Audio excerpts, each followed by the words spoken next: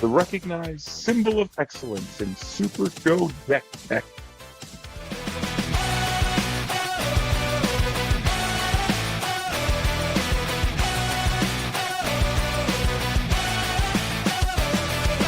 Welcome to the show, it's time for stack cards. On a tray in the ring to make your game go hard. We teach you how to win, avoid the common mistakes. Don't always play champion, we shuffle like deck with dice and raise in the stakes. We got deck, our strategy's the king. Don't fucking help me report by playing God to carry the finish. We could just pass it back for you idiot. Idiot.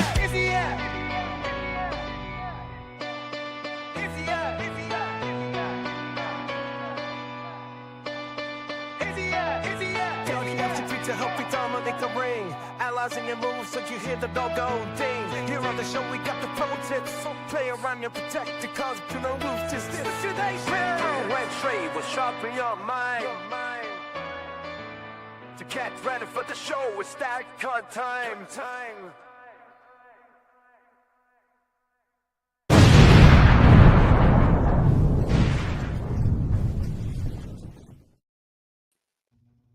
Hey, man. Hello. Oh, back again. Another couple weeks of hot, steamy Super Show action in the books. Let me go ahead and tell y'all, if someone is making your promo material, don't not respond to their prompts if they're asking you what to put on there, because they might fill in with some hot, steamy Super Show action. It's called I Was Playing a TFT and Eating, damn it. Yeah, so past weekend was Miso's CAC, their third, not quite annual in the sense that it's happened every year, but but not at the same time. Same time as last year. Yes, not at the same time as the one that I won. We always have a great time at Miso's. They appreciate the TVA, and frankly, anyone who kisses our ass, I like them. So no, They also like trolling the Grump, so you know. They also like trolling the Grump and Simple Chuck as I what's so happy? It's my nice little 5-head trophy, my golden Chuck inside the cum jar. And this is where I show everyone that I have a personalized jar that just says "come" on it, and like a fruit of the loin symbol on the back.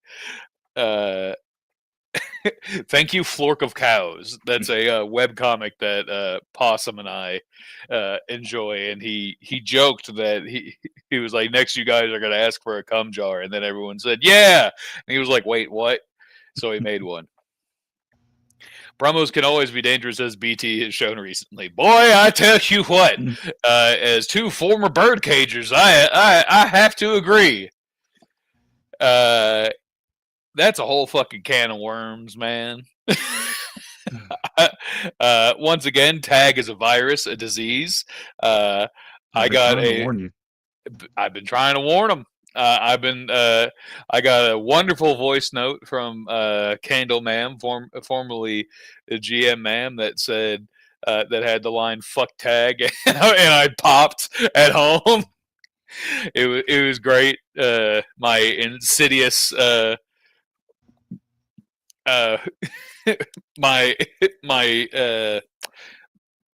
what's it called? My movement is spreading. I appreciate it. All right. Tag is a beautiful format. I'm not so sure about that. But it is a beautiful format. We got Ken to the Atlanta CAC because of tag. It's a great format, Drew. Deep South tag, mind you. Exactly. Yeah. Deep South tag's a great format. Yeah. We'll Deep South tag is a great format because, and somebody asked me about that. It was like, and I yelled about how it's like because all you fucking assholes try and break it, and this at least is try and check on that. Oh my god. All right, but moving on, we can go to the Misos Create a Competitor Tournament 3, hosted on the Super Show app, the old Grapple Hub. Dave, you want to bring up the not top cut, just the overall, and we can look at the standings. All right. Let's scroll down some. All right. Number 1, the only undefeated, as he made sure everybody knew. He made sure everybody knew because he had to make sure that it was announced. Chris Pate as Kobe the Kid. He beat me in bullets. He grabbed people, made sure that he was announced as the only undefeated. Yeah, I mean, it was Kobe the Kid. It's just a bunch of selfish draws. Not much to it. It's a Chris Pate deck. Shocker.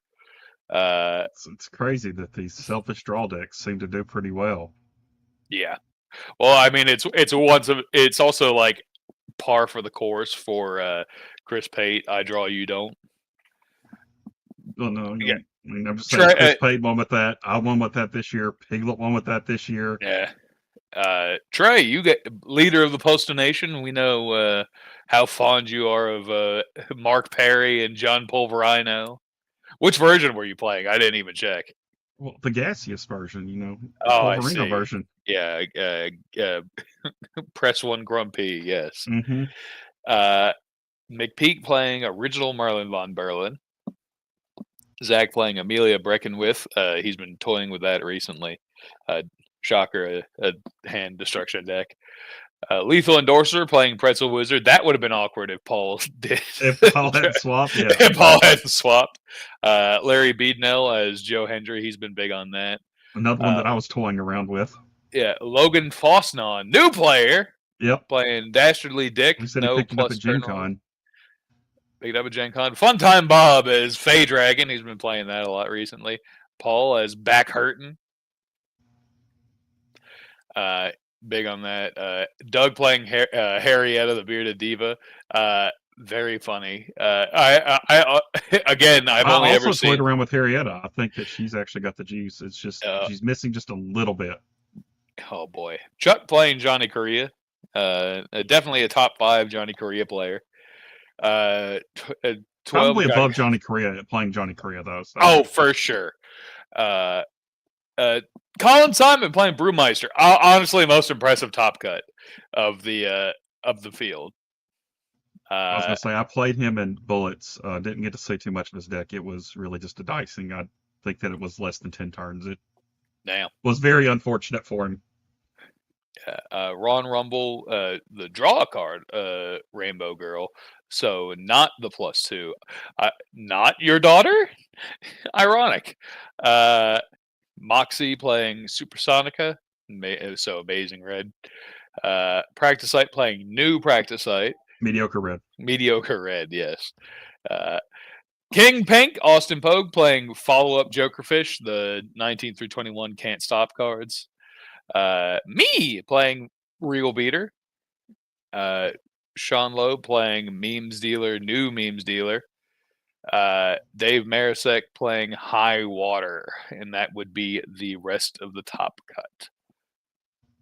Just missing out, we got Mathis, Ken Fouché, 12 Grap Matt. 12 Grap Matt playing the guy that that Trey was trying to get me to play, the defecator.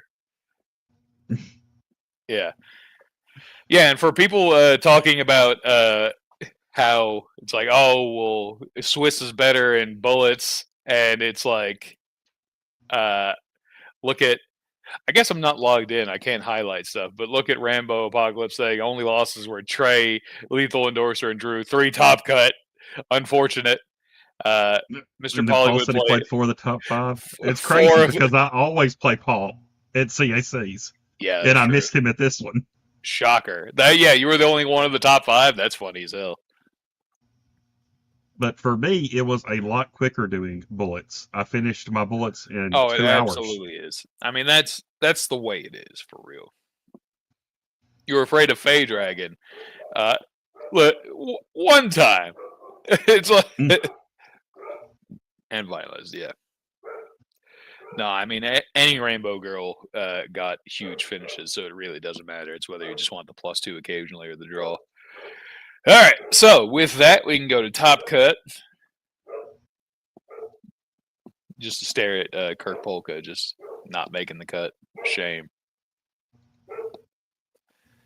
Top Cut. Round 1. Chris Pate gets a bye. I play King Pink. It was not very long. I think I had the dream, which was win the first turn roll, start with armbar, get the standing moonsault to search my finish grapple, then crank it out 10. And I was like, well, sorry about it. That's kind of the perfect hand for me. And Funtime Bob got a bye. So it wasn't top 16. Slamilton decided that he would just have all of the 3 wins get in. That's why there's buys and random stuff like this. Paul got a buy. Zach got a buy. Ron Rumble got a buy. Damn, everybody got a buy except for me. Yeah. Dave Marasek beat Moxie. Sean played Practice Site, his only non-member of the Golden Road. I would much rather play Practice Site. Yeah, for God's sake. You'll see Sean. Sean is the eventual winner. He played against all shuffle competitors other than Practice Site at Top Cut. Logan wasn't a shuffle competitor either. Oh, did he play Logan next round? Yeah. After me. I see. All right, so me versus Chris Pate. I waxed the shit out of that boy. He was undefeated, feeling all hot. I smacked the fuck out of him. Oh my god. Anytime Chris Pate starts feeling himself, I love knocking him down a peg, man. And because it was a close game, like our Bullets game, and then this one, like, it was the same kind of thing. Mine was like, it was like 6 or 7 turns, and I think he stopped one of my finishes, and no, I remember it. He had the 25, face it, you're barking up the wrong tree, and then the next turn, I played backflip out of the corner, which is what I do on a real beater, because you always have a lead in play. So I top decked the finish grapple, and then the next turn I played it, and I hit one of the 10s, because 3 10s on a finish is decent. And it tilted the fuck out of him. He was not expecting to lose that fast after going undefeated. It drove him off a cliff. He was like, it's like, and I told him, I was like, yeah, man, the finish got 3 10s. He was like, what the fuck? It has 3 10s. I was like, have you ever played Donation? Have you ever looked at his sub finish? Like, it's also has 3 10s and is crazy. And he came up to me later. I was trying to get a drink, and he was like, you top decked your finish grapple. I didn't know if you could do that. It was like, well, Chris, I didn't play hello there because it wouldn't fucking work. I played backflip out of the corner, and he was like, oh, okay. Just trying to rationalize it in his own brain because I broke it. Big happy whenever I could beat Chris Pate at the CAC. Paul Morrell into Funtime Bob. The most lopsided matchup in Super Show. Is that? Do you think that's fair? Well, you play a back card, you get to draw 2, and you get a +2 to your next turn roll. Essentially, into this matchup. I think that matchup makes Back Hurtin' the best character in Super Show.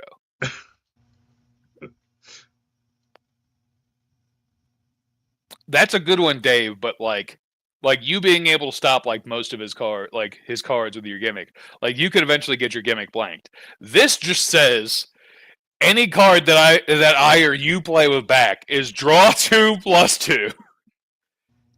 Because that's insane. I felt so bad for Bob, but Paul's my guy, so hate to see it. Highest champ in the LFF versus Ron Rumble. Zach beat him. Didn't know the details other than Zach won. I assume it was not pleasant. Zach destroying his hand and then having nothing to play, so Zach wins. Yeah, normal Zach Hand Destruction. Mm-hmm. Pretzel Wizard was Pretzel Wizarding. All these are no stips, by the way. The only stip was in the finals and main event. Let's see. Pretzel Wizard wins. High Water winning. He diced you. Okay. Yeah, that's also possible. Larry Beadnell beating Chuck, and that is just the happiest moment of the year, maybe, for Larry Beadnell. Family notwithstanding, of course. Super Show, just because he was so excited. He got his hands on a golden Chuck to keep with him.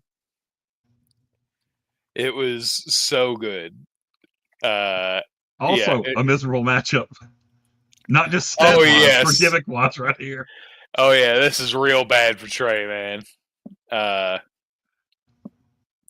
Memes Dealer. On my deck, I get to get one card, and he gets to get two. Yeah, Memes Dealer New Grandbag says every time your opponent shuffles their deck, they draw two cards, or you draw two cards. So Postal Nation, whose entire gimmick is around shuffling, draw two essentially every turn. Real bad. And then Logan, new guy Logan beating Doug. Nice. Paul Morrell versus TVA Commish. He botched a finish grapple that luckily he botched it, and I was able to kick out. I think he hit like 7 to an 8 or like 5 to a 6. It was not looking good for me. It was a good stat matchup because he had only his finished sub was protected, and my grapples and strikes were. And hilariously, Paul says, not hilarious at all, actually. I had 2 back cards in my deck, and because back hurting goes both ways, it's you or your opponent plays a back card, you draw 2 -2. I could just threaten him with backflip out of the corner and back from the brink. So he would have to choose between whether drawing 2, and at the end of the game, it'd be like, well, your 1's already in play. I could play this backflip out of the corner. You'll take a -2 to the turn roll. I'm going to top deck this finish grapple. You can't stop. Not ideal for Paul. Lethal Endorser beat Zach. From what I understand, Zach had destroyed his hand, and then he top decked the finish that he couldn't stop, which tough. That's a tough loss. Larry Beadnell beating High Water. Yeah, Larry loves playing Joe Hendry. Got himself a global title shot with it. And then Collector beating Logan. So that was not quite Golden Road there, but definitely, new player. You could make an argument. And then I played Lethal Endorser, and he got a lead in play, and then he got Earthquake hold in play to increase the crowd meter. And I was like, well, I'm probably going to get hit by a finish. But luckily, Death Choke won't kill me here. So you're able to break out here. Right, yeah. So I was actually able to advise because he was winning the turns, and from the advise on, I took over the match, and it went like an additional 2 crowd meters because I kept botching Crank It Out. I don't know, he did not see any grapple stops, which it's already you're hard to stop grapples on Pretzel Wizard anyway. And he was also running the scary thing for me, he was running the Dragon Con entrance. Which means I didn't have a stop for subs because Grapple 8, I'm like, hell yeah, it's live against Pretzel Wizard. He's running the Dragon Con entrance. So I only saw the Dragon Con entrance once, and my 8 skill was already dead. So yeah, it just meant that I knew that they didn't have a 13 on me. Yeah.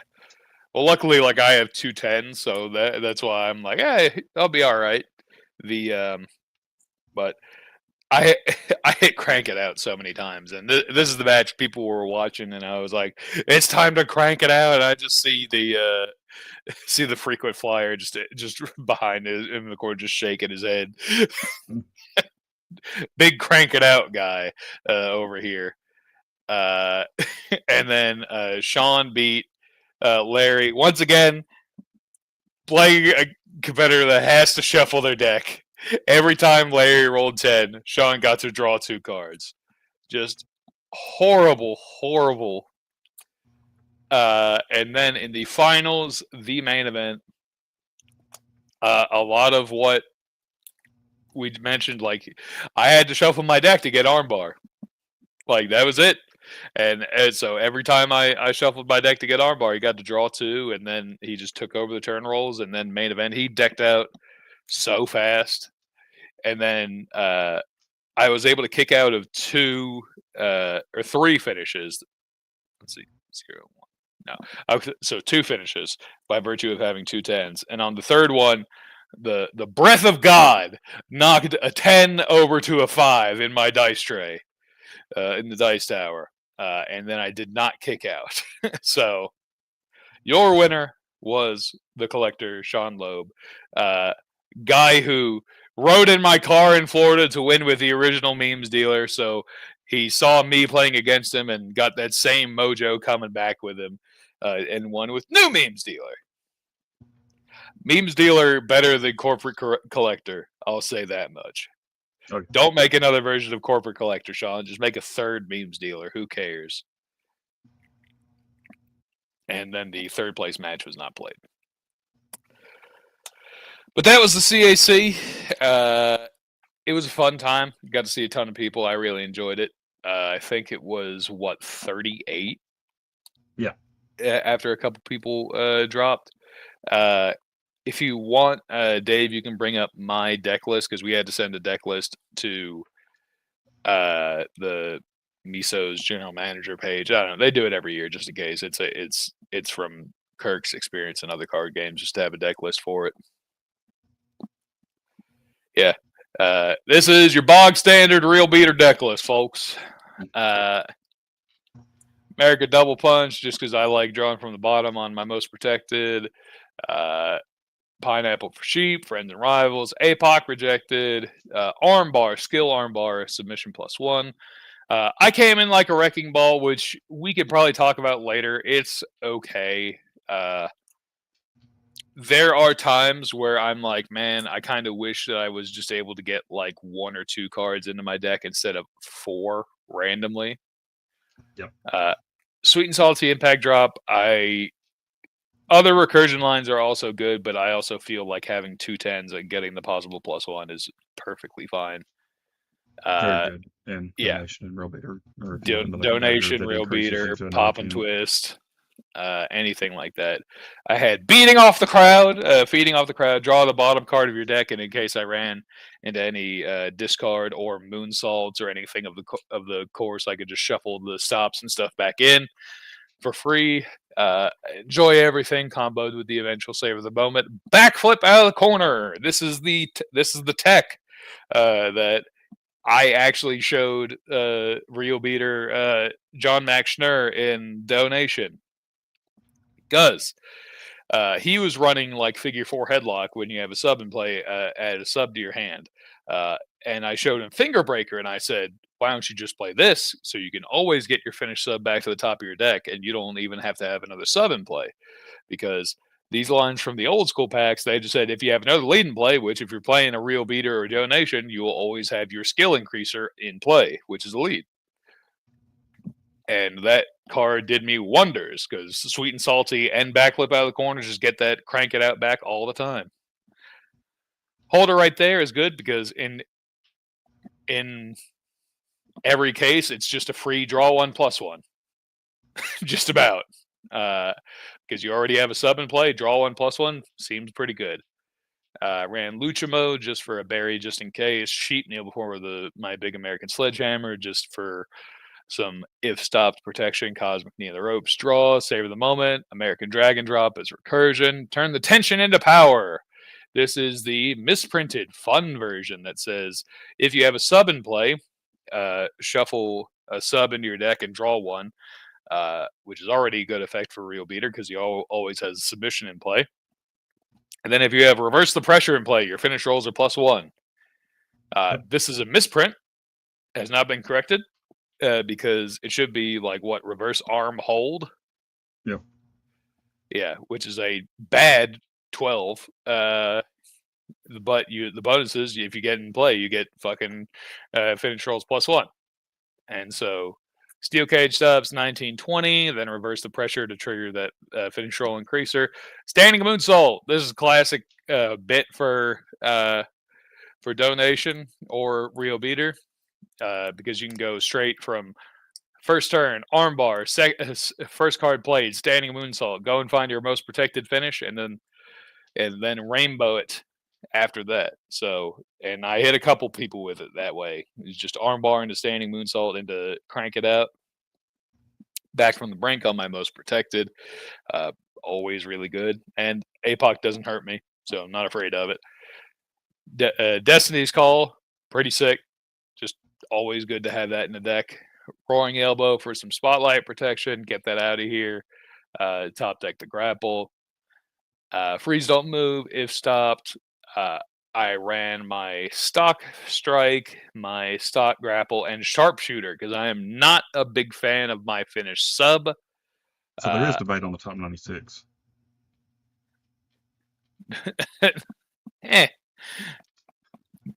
Yeah. I'm not like it's 5 to an 8 and then add a card from discard pile to hand. So I'm like, I'd rather just risk it with sharpshooter. You're not pushing that most of the time anyway. No, I wasn't. Like there was one time where it was protected, I think, in the entire tournament. And then the entrance. Think about running any of the new 22 through 24s, the shuffle 2 draw 3s? No, because the amount of times that I ran into sub 10 or I guess, let's see. I don't like it in just the case that it's dead. I'd rather the constant good effect. And it's not like I was exactly playing bad cards there. No. Yeah. And it's like I could see it, but it's also like the amount of times that I would run into a I know I would run into like a Tech 10 and I'd just be like, well, shit, if I ran it on 24, or I'd run into a Strike 10 or something and just be mad as hell. I'd prefer just the 2 searchers and then the discard from deck. But yeah, Pretty Pulse's Let It Rip was the entrance. Love it. Turned a few people onto it just because, Petty Paul. So I bump with someone on like a lower one. I draw 2 cards. We both reroll, and I get one of my 10s. Pretty sick. I think it's the best default entrance if you don't have a matchup specific entrance or a competitor specific entrance. I think it is the best one because you could take away a gimmick trigger from your opponent if they roll their gimmick and you bump. And if they're running, and it's better to counter floats because you essentially be like, all right, we're going to float. Well, we're actually just both going to reroll and I'll draw 2. So you essentially just reduce one of theirs if you don't use it early. Which I technically do because, draw 2 is good.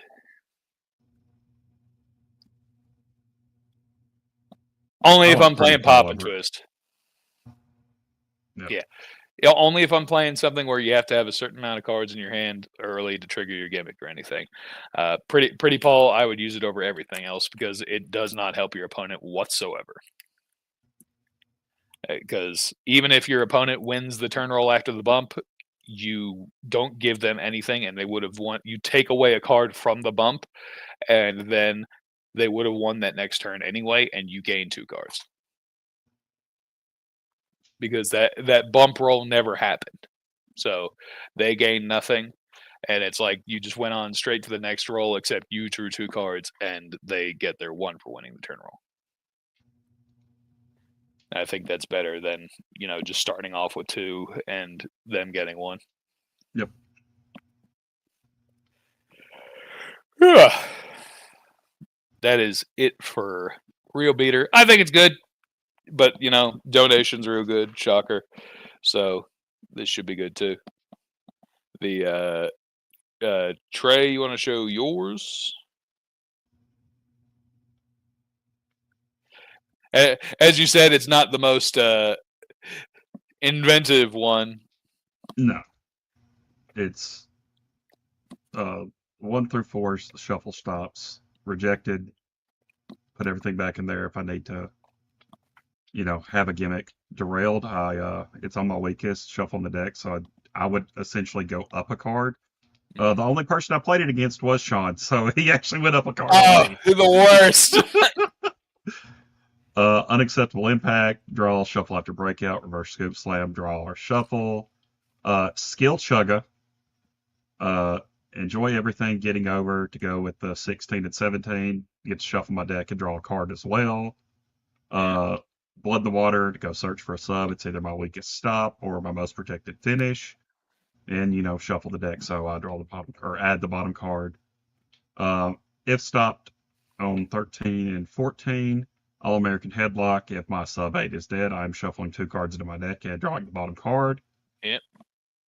Turn the tension into power. The same thing with Drew was doing here. Got a sub in play, shuffle, draw the bottom. Skullduggery Potion, Never Backing Down. They both have shuffle in the text, which is, really nice with this finished grapple. Standing Moonsault, you go search it out, shuffle the deck. Jackhammer, pop a card, shuffle the deck. Draw one, or draw top and bottom, essentially, with Jackhammer and Neck Vice. Axe Kick and grab hold of the rope, stop a leader finish. Those are the new ones that stop a leader finish. Yep. Yeah. So shuffle a card, so I'm drawing a card after it. Skull Twist, same thing, but like I was doing on the 12. Lets me grab my most protected finish or my least protected stop. And I'm shuffling, so I am drawing another card. Mm-hmm. Yeah. I think this competitor is good. I did really like I think it was Cookie's Fortune. Young Allergy played this competitor, and he played against me, and I was Mimic, and I kicked out of an 11 one time because one of those finishes has a pesky plus to technique. And he thought the game was over, and I was like, well, boy, I tell you what. It's this finished grapple that I kept rolling, and it doesn't add to power, so it just, I went 4-2 on the day, but, adding to the power every time didn't really do much. Or there is no adding to the power on it is the problem. Should have hit the sub. The sub has the power. I know. Oh, my God. Yeah. I was like, but it's my strike 5 to a 9. This has to be better. Yeah, and once again, there's this pesky stat line that people are running like with Back Hurtin' and Defector. And our good friend Mothman. Yeah, there's R2 deck lists for that Miso's CAC. Let's see. I am looking at our chat. Yeah, I'm gonna go ahead and rip the Band-Aid off. I lost my global title. Womp womp. He played Schoolboy EC3, and I dropped I dropped my 1 for a skill punch, and a tough time to do that against Schoolboy. It was very unfortunate. I think I looked up a tray when Schoolboy happened, and I was like, "Yep, don't have a 1." I was just like, "God damn it!" Yeah, still Crab Meter 5. I hit a finish, like unfortunately older. You hit was it Crab Meter 2 finish, Crab Meter 3 finish? What was it? Yeah, I think it was 2 or 3, but I rolled a 10, and he still kicked out. I was like, all right, this is not great. Eventually did die to a Schoolboy. Yee. He was also just playing extra. Expecting the Schoolboy, would have definitely had a universal drop kick, but the other lead finishes that he has. And Schoolboy wasn't the one that was top of that I was thinking about either. No, yeah. Apparently, what he was using regular EC Splash, not the lead, and then he has the. He was running the. What's it called? He was running face first. If you had follow-ups and play, it also becomes a finish. So I played I played a spectacle to look at his hand and shuffle a card back in, and I saw EC splash and face first. I was like, well, I guess fucking shuffle in the EC splash, so at least you don't get to draw on this finisher you're about to bust my head with. But kicked out of that one, and then, but yeah, womp womp. You know what? Got off my peak, so that'll do. That's the second title match. Doesn't have very good success in title matches at Misos. As title I matches, went 0-2 in title matches at Misos. You did. You lost the Deep South tag titles to Bob and Ken. I guess I need to tell Ronnie Roms to ship them the belts, or I don't know whether whether he just wants to bring them to Atlanta after all this damn time. And then you lost your Underworld match as Wendigo versus 12 Grap Matt as Ricochet. The only time that belt has been defended since me. Crazy. Yep. And this is a Wendigo deck list. How similar was this to what you ran? This is the Wendigo deck list. Oh, so this is legit the one you ran against 12 Grap Matt? All right. Yeah. All right, go ahead. I thought you said it might have been like an older one. No. Okay. So, just the reveal stops everywhere because Wendigo's gimmick it's a draw 2. I don't normally run like an unacceptable impact, but with him flipping cards, I felt like I would need to shuffle more back in. Call the Kraus Guild, Cauldron Bull to get the grapple back because he did not have a 13 on me. Mm-hmm. So my plan was to push the grapple. So that's the reason you got to turn the tables and raise the tide. The same thing as the 18-24 combo that both me and Drew had in our CAC decks. Except you have to play turn the tables, which is why I was saying it's generally a bad card, but you get the +1 to the finish roll. It is, but with Wendigo, my finish strike, it lets me put a card from my discard pile into play. Yes, so you could just put it. So if I didn't have a finish, that's another one that I could go pull, and it's 4 to my 5, and then a +1 to finish roll. Yeah, absolutely. There's times that ends up being better. Mm-hmm. Stomach Gimmick Yoinkers, I just feel like those are the best. If you're running a draw 2 there anyway on your 16-18, just being able to pull that card out of your deck, you get a shuffle, and the card hits, benefits you on winning the next turn roll as well. Sure. 22-23, I ran both shufflebacks because he's a flip competitor in case I need to get stuff back in the deck. It's both a shuffle 2, draw 3 for me. 24, pin into the wall. He was a grapple 7, so I ran the pin into the wall to drop his grapple, which the only time I played it, it forced out his alien boot drop. So it pulled the stop that I wanted it to, because otherwise he was going to be out of sub-stops. Gotcha. And he was also running press slam, so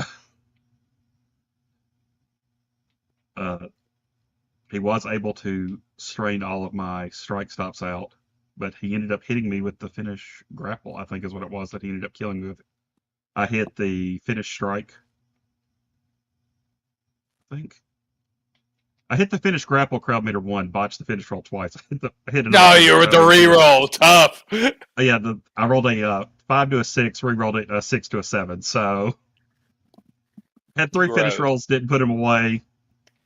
Deck's gonna go fast and get decked out after the rejected. I didn't get the sting.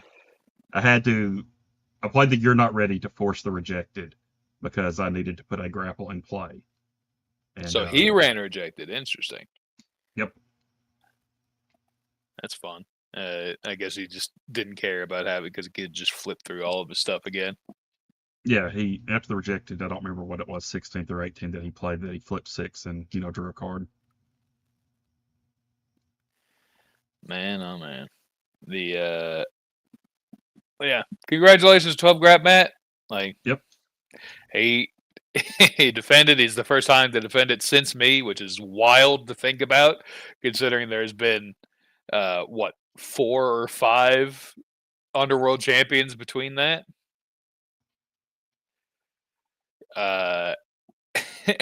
and you're one of them, oddly enough.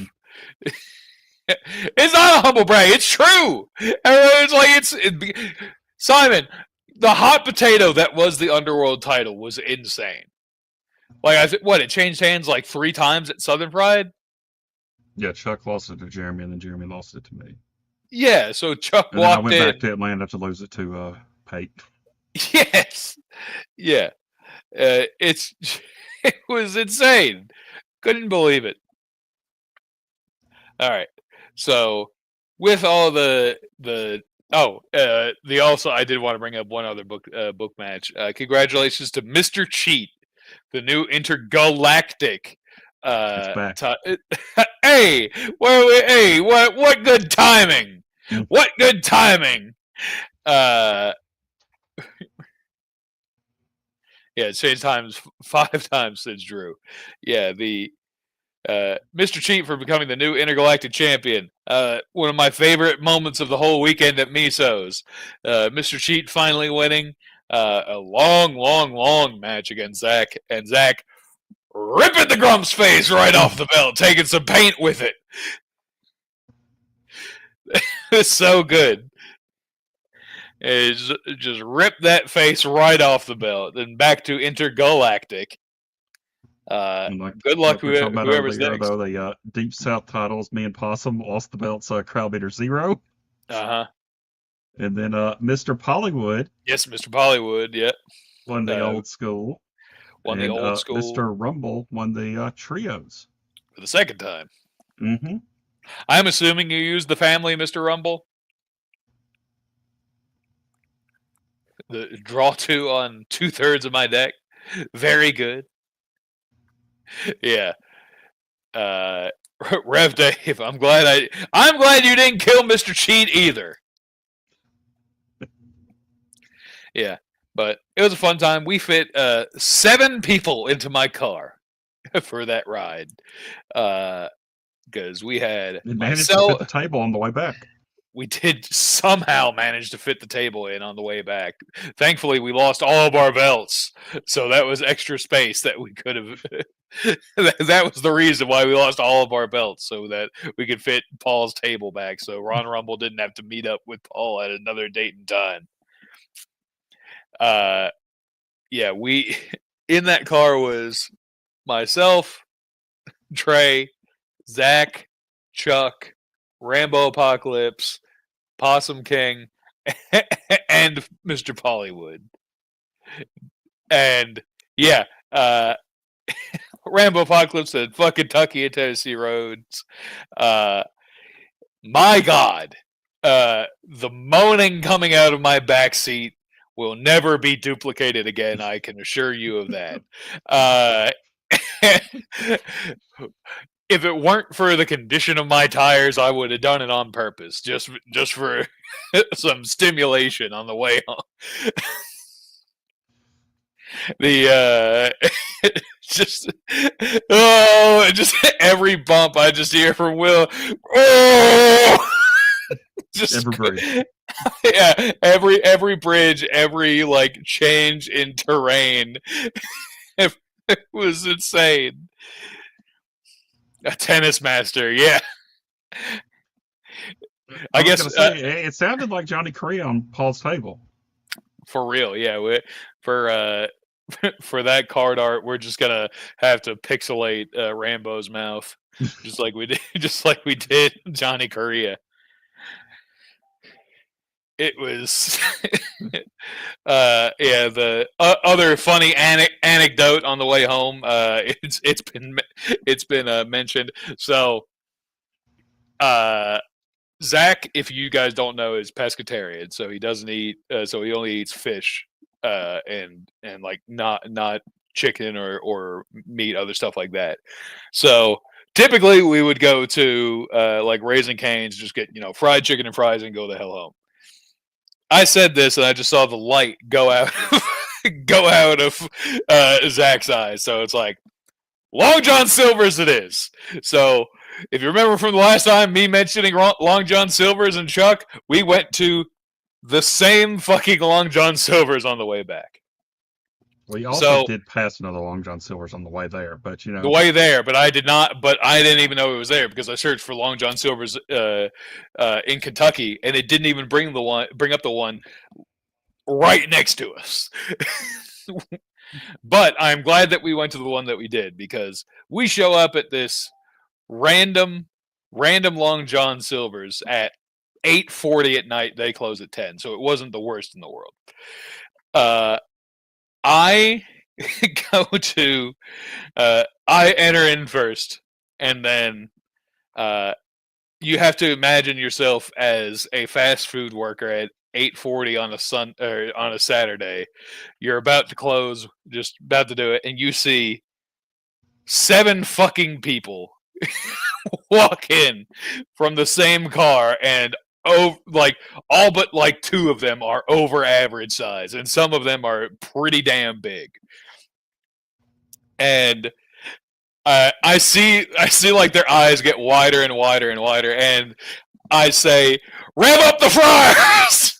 I was like, "The other bus is almost here," and they're like, "What the fuck?" And I'm like, "No, there's no other bus. I'm just playing." And I was trying my best because I've been there. It's late at night, you just get a random ass rush out of nowhere. So I tried to keep it conversation flowing. They're clearly at work in the middle of fucking Elizabethtown, Kentucky, and I'm just, it's and one guy at the front is trying to keep track of all the orders, keeping them in order, and he the smallest. Well, Rambo's not quite 220, but he's what, 5'11", 5'10", and 170, but still not tiny. Yeah, see, I'm close. Yeah.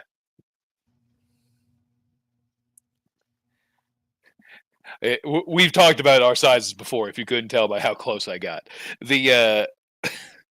But the guy going through the lists at the front of the store is I was done first, and it's and somebody's like, how did Chuck get ahead of Drew? And I'm like, I say that all the fucking time, man. just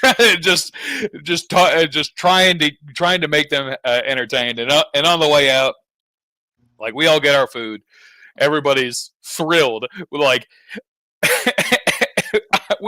I haven't been to Long John Silver's in 3 or 4 years, and we've gone twice in the past month. It is hilarious, and and honestly can't wait to go back. Been very happy with my meals. I love. I was bringing up the bell next. On the way out, I'm like, thank you all very much. We appreciate it. Yada yada. And it's and I was like, I'm not going to ring the bell because it seems like a lot. It seems like a bit much. And they're like, you're not ringing the bell because you keep going out the entrance door. And I'm like, oh, sorry about it. And I just go out the entrance door. A couple minutes, Chuck and Rambo Apocalypse go out the exit door and ring the bell. Yeah. I should have known better. I should have known that was coming. Yeah, but it was a nice little cap on a very fun day. I did not foresee Long John Silver's becoming the new stop, especially after how the original stop made Trey almost crash out and want to leave Chuck in Kentucky. Hey, especially after he delayed us an hour just so we could after the time zone they would actually be open. That's right, all planned by Chuck, the big head, big brain. But yeah, we had a great time. Cannot wait to go back, and now we have the next CAC will be the Atlanta CAC in 3 weeks, November 8th. Man. I told people at work, this is my busy season, out of nowhere. Between Grand Gathering, this, and Atlanta, I'm like, my God, I'm doing a lot of traveling. Yeah, Paul's been saying rev up the fryers all week.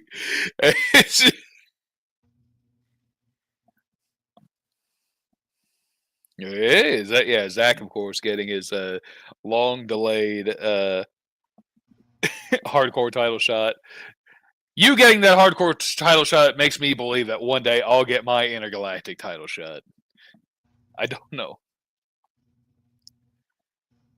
Aren't even LUG Con. I don't even know what LUG Con is.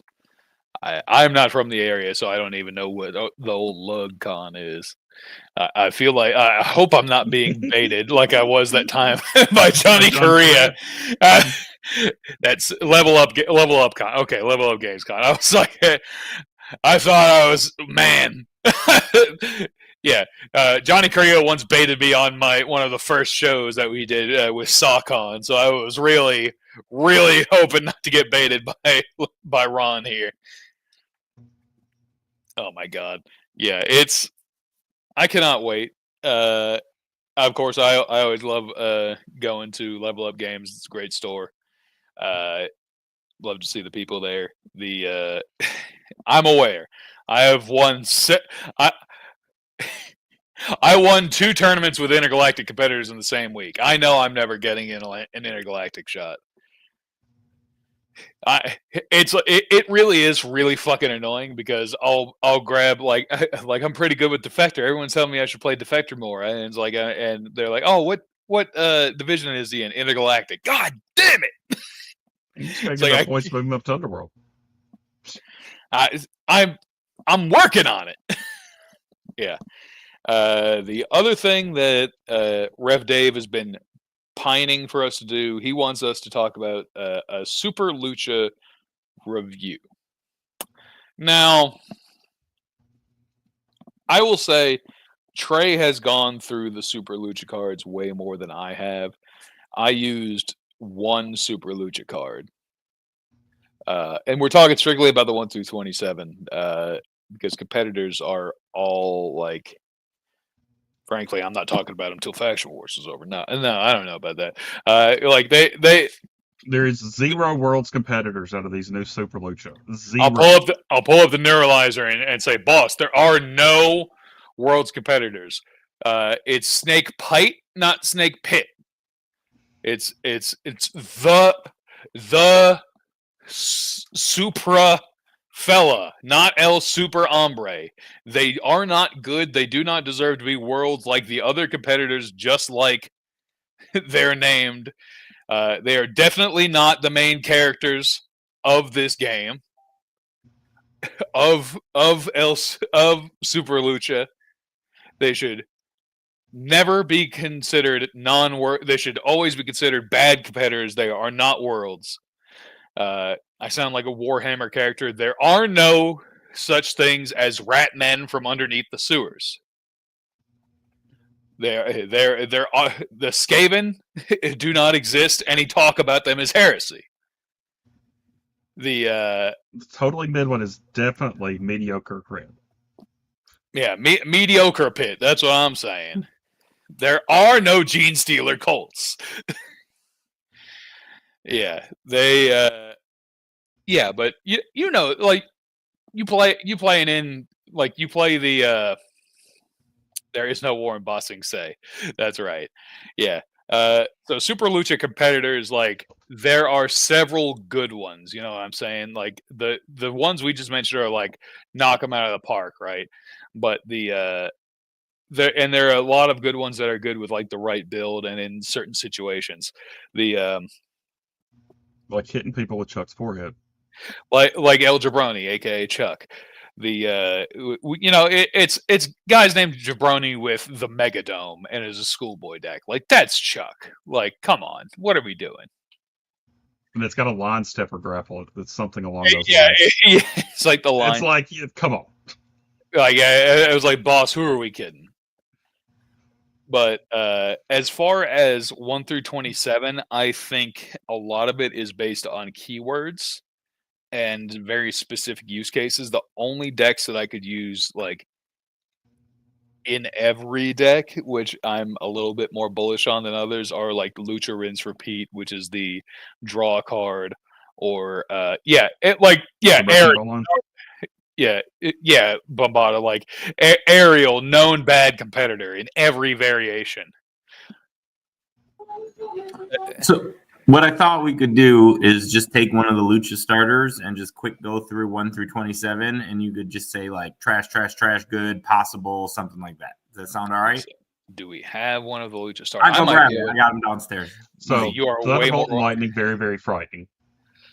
Yeah, I'm right back. Let me grab the card. I appreciate you. I mean, I pulled them up before the show. Oh, cool. Oh, holy let's just go ahead and talk about the Thunderbolt and Lightning one, Drew. It's choose a card your opponent has in play and discard it. I mean, like you said, keyword, and then I think this is probably the most playable one because you know, all these assholes that just like spamming APOC. You know, also yeah. You could do this to remove the card as well. Yep, over here, another keyword from Uncle Mothman.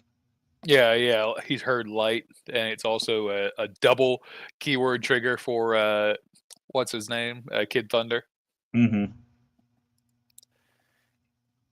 And then the other side, I think, is just punch. So not really much to say about that. 1 through 3. Right. I actually have like the regular Super Lucha like in the other room, but my solo mode is out in the car. So that's really which ones I would not have an idea. 4, Toothbrush Smash of Shininess. If the crowd meter is 1 or greater, stop any follow-up. Grapple, draw 1 card. I just don't think those are good. Like, I think... I don't want to wait to crowd meter 1 to stop a finish or stop a follow-up. Especially when the extra effect is like a single selfish draw, right? Yeah, it needs more on it for me to want to be able to not be able to stop anything. Even if I'm running going over the steel chain, I'm getting a random berry off of it. All right, so here's the starter 1 through 6. Just stop cards. It's all there. Meh. 7 through 9. Let's talk about it. That's the reason we were talking about the toothbrush, whatever. I guess it's the solo mode one. Is that what this is? Yeah, you're looking at the solo deck, which is we were going to do that next. You want to do that first? No, I was just doing them numerical at the same time, but yeah, sure. However, at the same time, wow. However, it's easier for you. Okay, let's talk about 7 through 9. These are the ones we briefly talked about. Let's talk about when you would use them versus when you would not use them.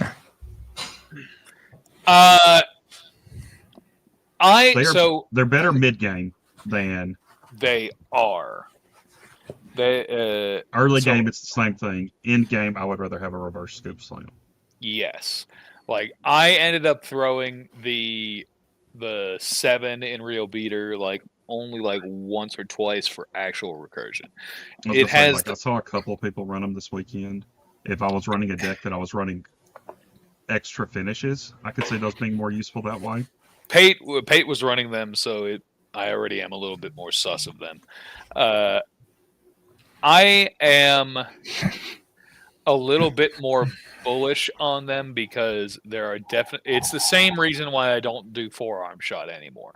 There are definitely times where I only want to shuffle in 1 or 2 cards into my deck, and putting 4, and especially if I know a stop is in my deck, and putting 4 cards away from it could be very bad. In Real Beater, it's not as bad because if I get the card I want off the top, I wouldn't play shuffle slow my decks.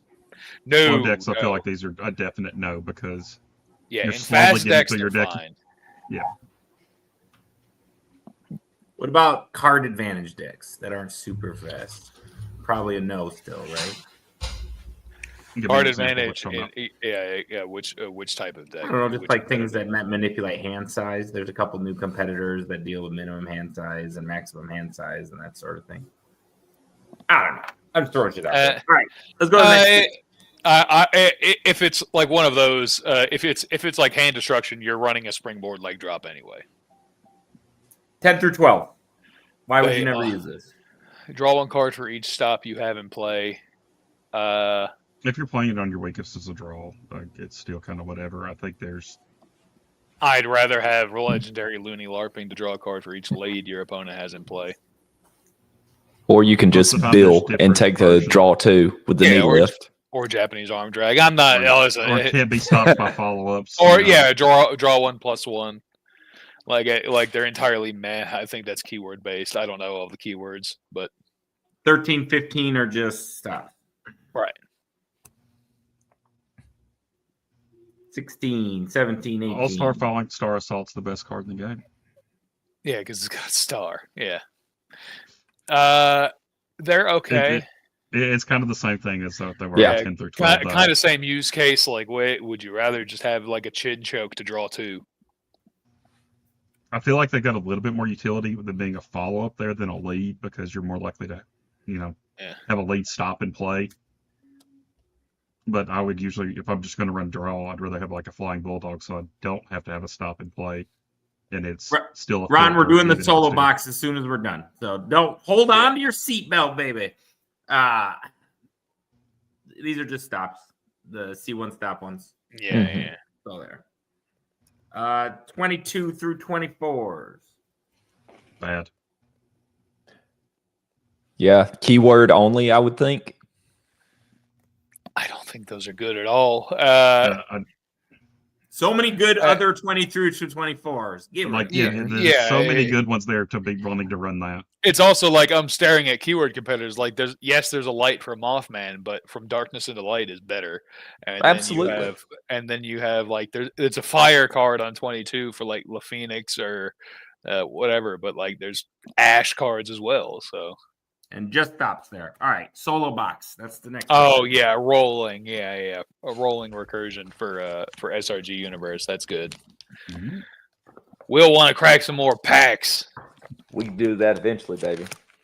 Unless you want me to do it now. I was about to say, I got 5 of those. I've been itching. I'm like, I can't wait till Candy Shot Talk. That's like 2 weeks away. Yeah. Like the gambler in me is, I'm like, I want to open one right now. Go ahead and crack one while we're getting the solo back. Baby, let's crack one. Let's go ahead and swap it over to the other camera real quick while we do that. We'll crack one pack, and then we'll go back to the one pack. Mode.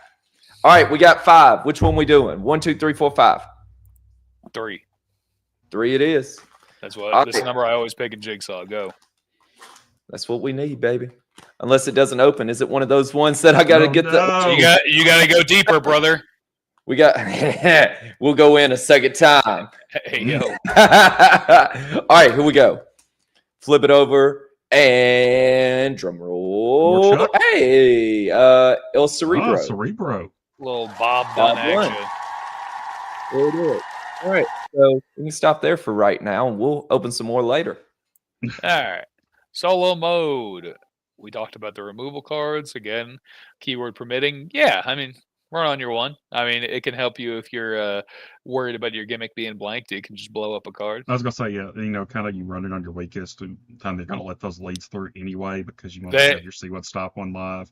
They are also good on Barry decks, as Zach says, because removal is very good in Barry because you basically get to set them back anytime they get something in play. Finally. All right. Is this the Crab Meter 1 or greater draw card? Yeah. Not worth it. It's not getting enough to not have a stock Crab Meter 0. Yeah, right. 7 through 9. This is. I think these are interesting. Next turn roll is +1, draw 1, Crab Meter, or 2 or greater. Draw 1 +1 is never bad. Yeah, it's not fun. I could run it on least protected and then keyword permitting. Yeah. These are broken in Brother Dan. Yes. These I like more than the draw for stops just because they hit both people.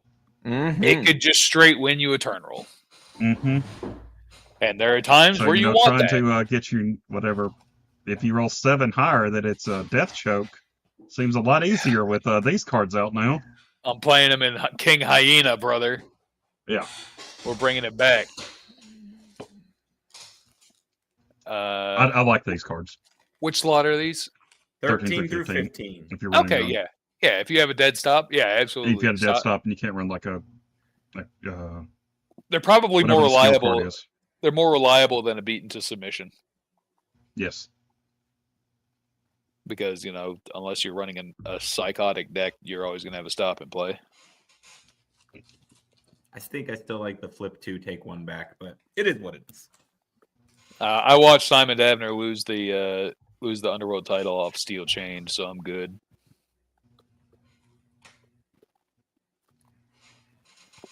These so this is kind of the opposite. same I don't like thing. these as much 16 through 18 as I do 10 through 12.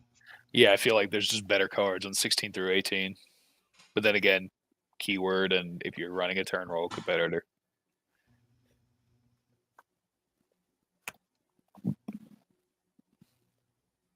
I ran those in my Grand Battle deck.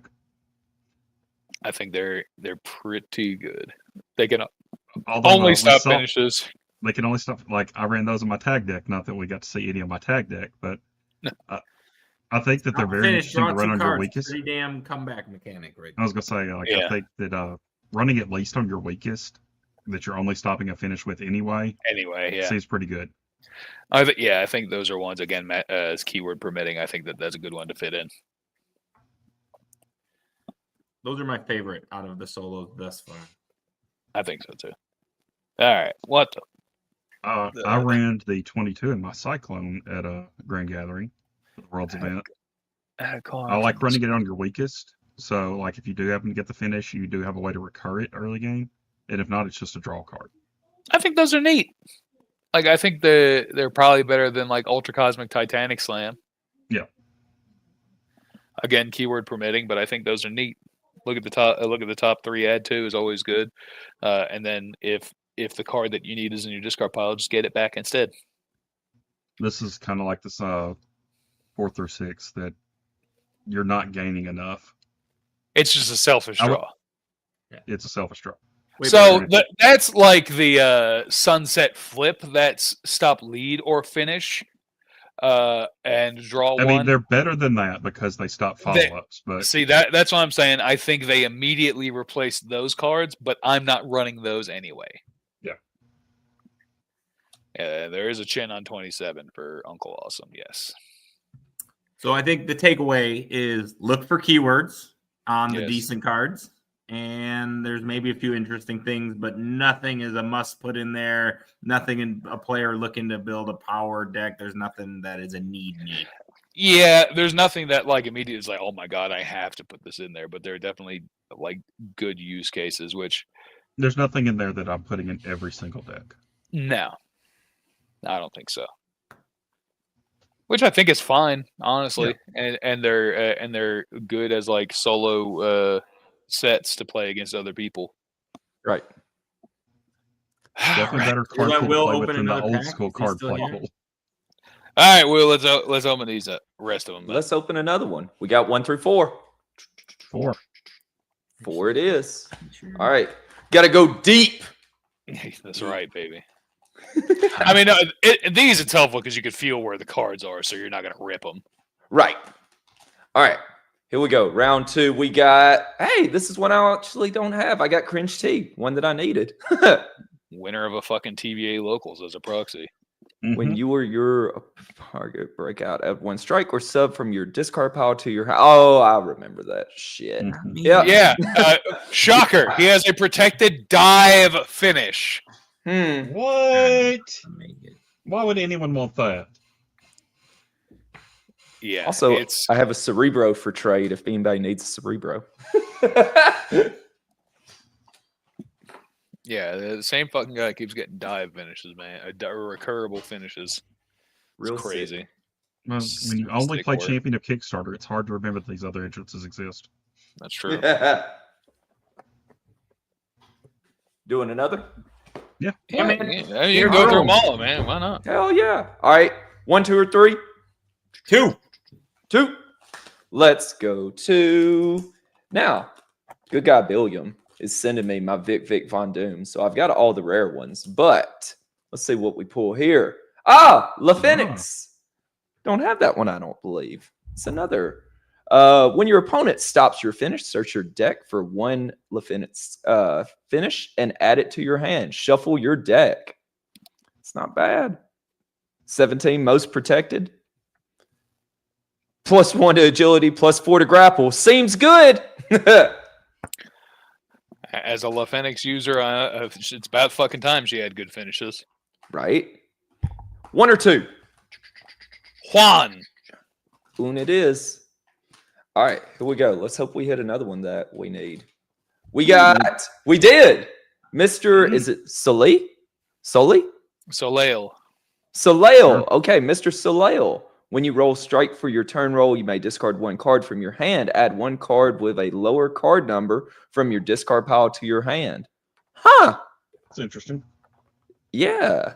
What's the stat line? 15, 17, 13. So blue. 1 to sub, 1 to grapple. Copy the text of 1 card in your opponent's discard pile. Plop. Go to that strike finish. Go to that strike finish. Go to the strike. Not a fucking way that Boss knows how to pronounce that sword's name. No fucking way he knows how to pronounce that sword name. I know it from D&D. There's no fucking shot he knows how to pronounce. I'm shocked he spelled it correctly. And then just to see the third, damn, +3. I was about to say, shit! I was about to say you hit the killer. Right? What was that? Shit. What was that? 5 to a 9, 6 to a 9. 6 to a 9. Nice. Yeah. So the lowest you can roll is grapple 7, which Trey and I would absolutely do on fucking call. We 100% would hit that. All right, last one. Let's see what we get here. I tell you what. Let's do this. If it's a Draculina, unless either of y'all need a Draculina or Vic Von Doom. I don't play I need a Vic, but I'm probably never going to play it anyway. Yeah, I was about to say we could do something fun, but speaking of Draculina. So Draculina is here. We pulled one of the super rares. Pretty good. I mean, throw them in your discard pile and rinse and repeat. Just keep rolling. Run face first, run an extra finish, and hope you don't get umbrella holded. So there it is. All right. I did my thing. Y'all keep up the good work. I'll jump off here and not steal any more of y'all's thunder. Oh no, we're good. We're closing. I don't know if we have any more thunder. Did talk? Okay, cool. Did the next show start? Do we have to? Let's see. I don't think Schmidt's SRG start. I was about to say if Schmidt wants to throw it on, we can. Otherwise, we can go see Mad Custodian. At 7:30. Let's give Mad Custodian a shot. Let's go. Sounds Rambo, let me try this. Let me just see if I figured this out. Okay, go ahead. What not, is we can go rating. I reckon I'm gonna go. It is the Mad Custodian. I reckon I'm gonna go do Faction Wars prep with Trey. Just send my ass to the mines real quick. Gross. I need to pull a Johnny Correa and put my screen up so other people can look in and just have a giant middle finger. 3 seconds. Support your local indie wrestling. Support your local indie wrestling. You got to actually hit it to make it go, unless you are going to do that. He said 3 seconds. That's the fastest we've ever gone to play. Yeah, we're gone. Yeah, we actually did. Let's see. But I've never actually made it work, so that's good. I'm going to end this stream. Yep. Adios, everybody.